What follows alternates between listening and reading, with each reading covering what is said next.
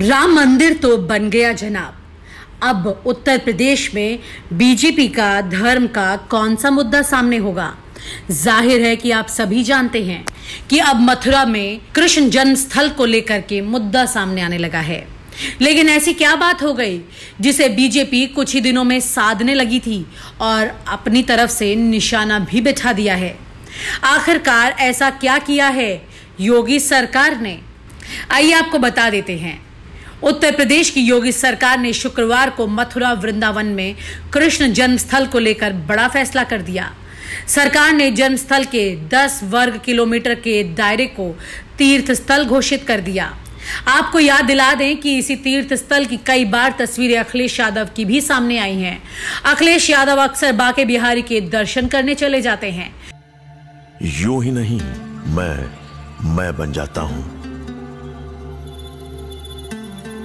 रोज पहले किरण का छोर ढूंढने निकल जाता हूं। धूप छांव दिन रात की परवाह किए बिना पढ़ता जाता हूं। तब कहीं उस उम्दा अनुभव को दुनिया तक पहुंचा पाता हूं। यूं ही नहीं, मैं रजनीगंधा बन जाता हूं।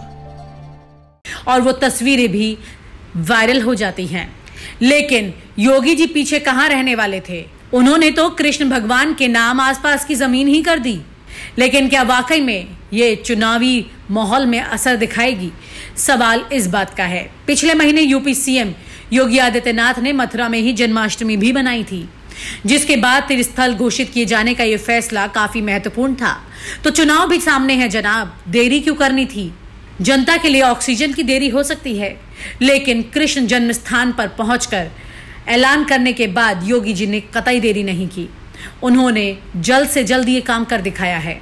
मथुरा में मुख्यमंत्री ने कहा था कि पहले त्योहार में बधाई देने के लिए विधायक मुख्यमंत्री यहां नहीं आते थे, और जो पहले मंदिरों में जाने से डरते थे अब वो कह रहे हैं राम मेरे और कृष्ण भी मेरे हैं।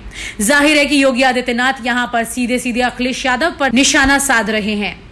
जिस तरह से अखिलेश यादव लगातार मंदिरों के दर्शन कर रहे हैं, उसमें योगी आदित्यनाथ भी इस होड़ में किसी तरह से पीछे नहीं रहने वाले हैं। और आप हमसे जुड़े रहने के लिए सब्सक्राइब करें YouTube पर, फॉलो करें Twitter पर और लाइक करें Facebook पर। और ज्यादा जानकारी के लिए न्यूज़ नशा की वेबसाइट पर जाएं। आपको टाइप करना होगा सिर्फ न्यूज़ नशा।